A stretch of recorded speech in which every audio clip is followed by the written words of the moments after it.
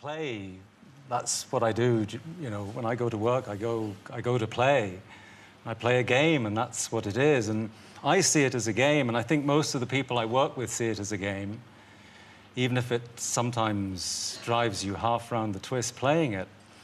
But, you know, that game involves, say, you know, the power of self-delusion. I mean, like, I suppose at the centre of it, I have to try and kid myself that I'm living a life that isn't mine. Because if I can't do that, there's no hope I'm going to kid anybody else. The question then is that, I mean, what is the price you pay for that? I mean, how long does it inhabit you afterwards?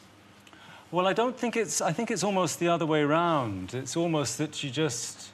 You know, you unleash a curiosity for something, a whole way of life, and I generally... I mean, the thing that I've been least interested about myself, I suppose, in my life is the fact that I'm a middle-class Englishman. So I've tended to be fascinated by lives that appear mysterious to me and exotic in some way, and I've always been drawn towards those. Yes.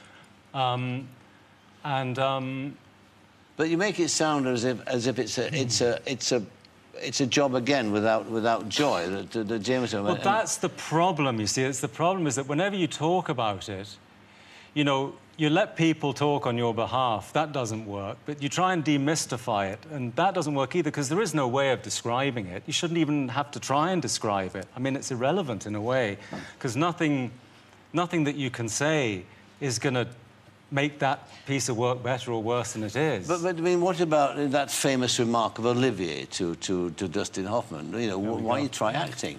Well, I loved that remark, because to me it says the opposite of what it seems to say.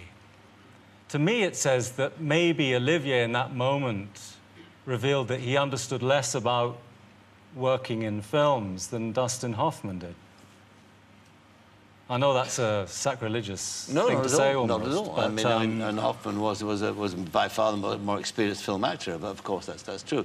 And quite honestly, you know, it doesn't matter. I mean, I sort of was going to get around to say that in this job I do, I put on somebody else's clothes. I try and convince myself I'm living a life that isn't mine. I live in a house that doesn't belong to me. I have thoughts and feelings that aren't mine for a period of maybe 6 months. I work with a group of complete strangers who all believe passionately in this thing that may turn out to be a piece of crap. We don't know.